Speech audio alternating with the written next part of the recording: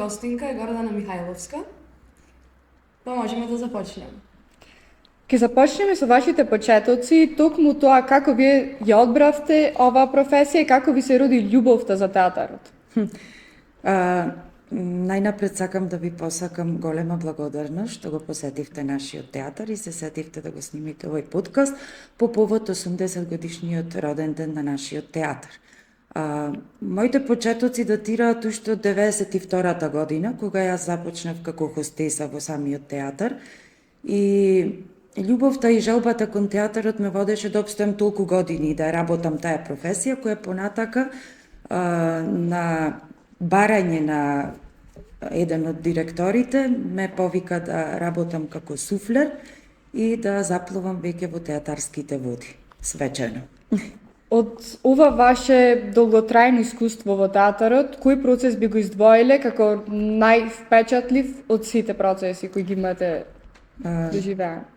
Сите театарски представи ми се подеднакво драги, значи сум работела со режисери, секои актерите се менуваат во секоја представа различни, така да еве можам да го издвојам режисерот Кендрим Ријани, кој што тој 2 пати сум работела со него и ми е представува една многу драга личност која што би продолжила и понатаму некогаш да соработувам со него. Неговите процеси се навистина за уживање. Која ви е најинтересна случка која сте доживеале тука или пак на гостување? Има секакви случаи. Ние суфлерите секогаш сме шептачи во сенка, значи нас никој не забележува, никој не ни придава некаква важност, а без нас никој не може. Така да, каде и да се прикриеме во некој кјоше, секогаш сме од корист на актерите. Тие знаат, го чувствуваат нашето присуство дека сме тука и знаат дека можеме да им помогнеме кога ќе застанат во некој одреден дел од текстот или самите го чувствуваме тоа. Во гостување на една представа, не се сеќавам точно, мислам дека беше на еден фестивал, една од актерката беше сепак фестивал со надпреварувачки карактер.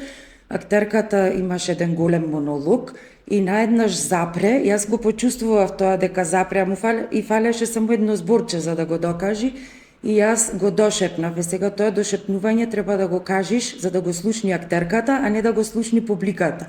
И мислам дека играш од голема улога што и помогнав после на крајот на представата, имаше едно огромно фала што навистина се среди како што треба се да продолжи понатака.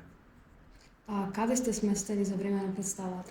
За време на представата сме на самата сцена, во едни така наречени малечки темни црни кути, кулиси, каде што никој не гледа. Мораме да седиме таму во едно скриени сме како во едно ќоше со една светилка која што не сме да осветлува ни сцената, не сме да допира пошто ќе смета. И од таму го пратиме целиот текст, значи мора да внимаваме на текстот, затоа што доколку дојде до некоја забуна или блокада на актерот, мора да бидеме тука од помош. Како во монологот. Да сме сконцентрирани, да гледаме само во текстот што се наоѓа пред нас.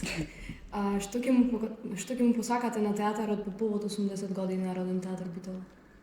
Театарот, мој втор дом, морам да кажам, бидејќи сум тука од многу мали нозе, се издигнувал и ќе се издигнува секогаш на вистинско ниво како што е. Му посакувам уште многу години да си прави, да си постигнува успешни представи, да си се гради на едно реноме, да публиката да излегува задоволна од таму, од сите представи и го сакам театарот, го сакам мојот театар и сакам да создавам и работам тука за него. Која е важноста на професијата суфлер? Сега ова е поспецифично прашање кое што може малце да потрае, затоа што секогаш некој кога ќе ме праша што работам суфлер. Што е тоа? Шептиш? Не шептам јас. Шептам да, ама за време на представа.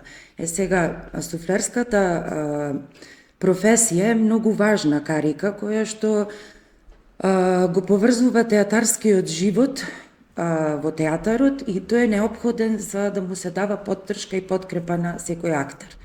Секоја представа кога почнува да се спрема, почнува читачка проба, која што на таа читачка проба се прави кратење или штрих на текстот, се додаваат некои лекторски грешки, се одземаат интервенции на режисерот и сето тоа така кога ќе се комплетира таквиот текст, кога е спремен, може да се препечати, да излези наново, за да може да биде спремен за да актерот го учи. Потоа одиме на сцена, тоа е мизансцен, каде што првпат се поставува представата.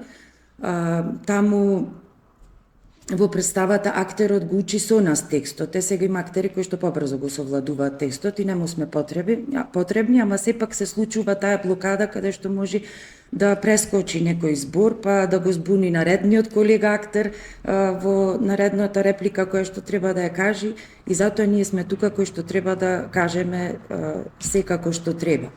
Нашата дикција, нашиот говор треба да биде правилен, чист, за да можат да не разберат актерите, и тука сме да му помогнеме во секој момент додека не се научи текстот и не излези првична представата на сцена, за да биде и премиер. Потоа не шептиме, не зборуваме гласно, туку стоиме и се активираме во тој момент кога ќе сме потребни на актерите.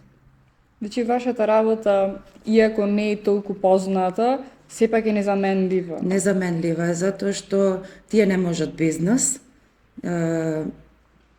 Не можат без нас, ние сме единствените двигатели кои што му помагаме за да го совладаат текстот во учењето. Добро, Гордана, ви благодари.